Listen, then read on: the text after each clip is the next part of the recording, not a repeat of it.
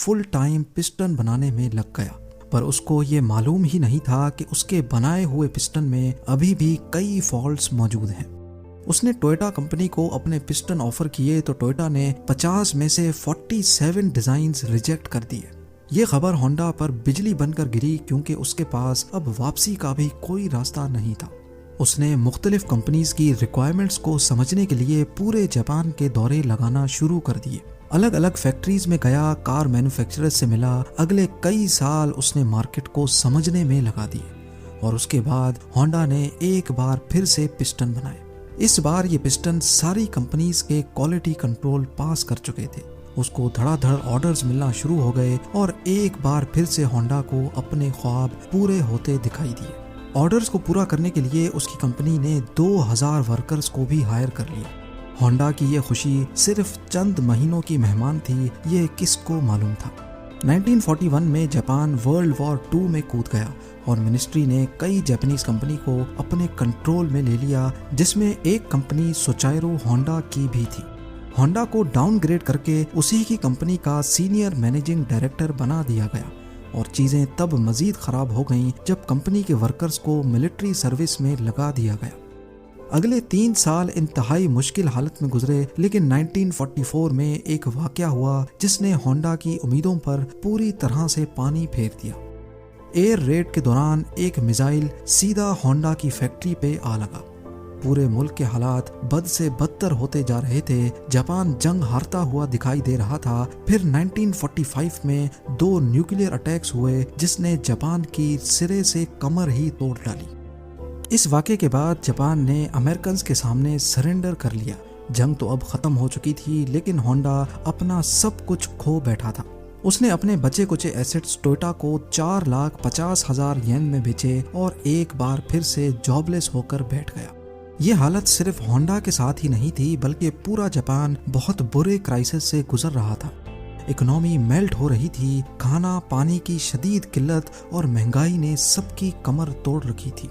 Public transport का मिलना इंतहाई मुश्किल था, क्योंकि जापान में पेट्रोल भी नायाब हो चुका था।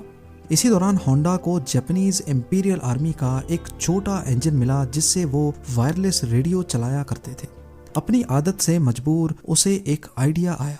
उसने सोचा कि क्यों ना इस इंजन को एक साइकिल में लगाकर अपनी ट्रांसपोर्ट का मसला हल किया जाए। इससे ट्रांसपोर्ट आसान भी हो जाएगी और सस्ती भी पड़ेगी। क्योंकि उस दौर में लोग पहले ही महंगाई से बहुत परेशान थे, तो जब उन्होंने यही इंजन एक साइकिल पे लगा देखा तो सबको ये आइडिया बहुत अच्छा लगा।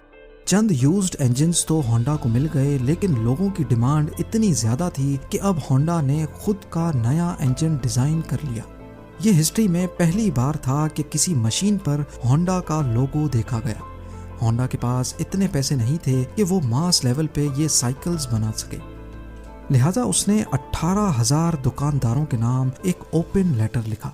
लोगों को होंडा पे इतना भरोसा था कि 3,000 दुकानदारों ने उसको पॉजिटिव रिप्लाई दिया और पैसे भी एडवांस में दे दिए। अगले 3 सालों में होंडा ने एक ऐसी मोटरसाइकिल बनाई जो मार्केट की रिक्वायरमेंट के ऐन मुताबिक थी। ये सुपर कब के नाम से लॉन्च की गई, जिसने आते ही मार्केट में धूम मचा दी।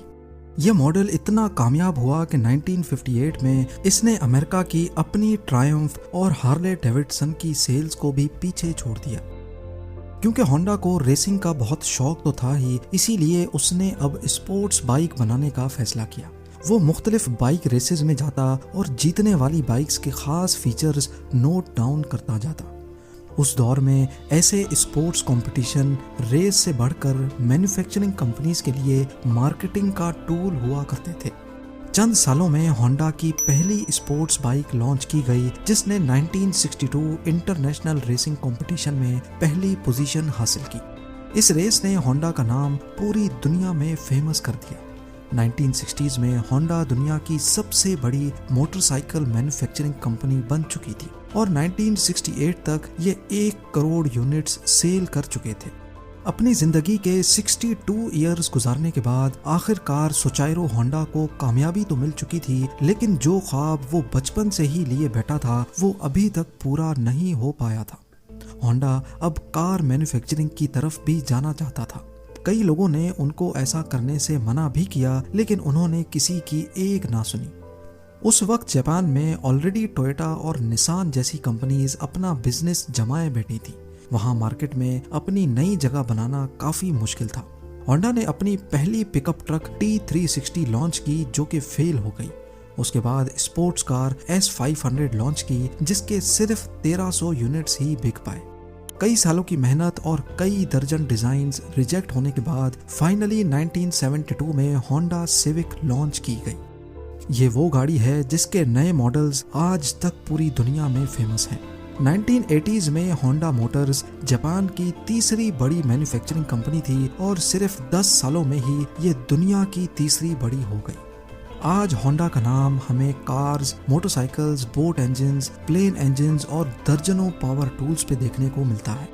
सुचारो होंडा ने होंडा सिविक के लॉन्च होने के अगले ही साल 1973 में कंपनी से रिटायरमेंट ले ली थी और 5 अगस्त 1991 को उनकी जिंदगी का ये सफर हमेशा हमेशा के लिए खत्म हो गया।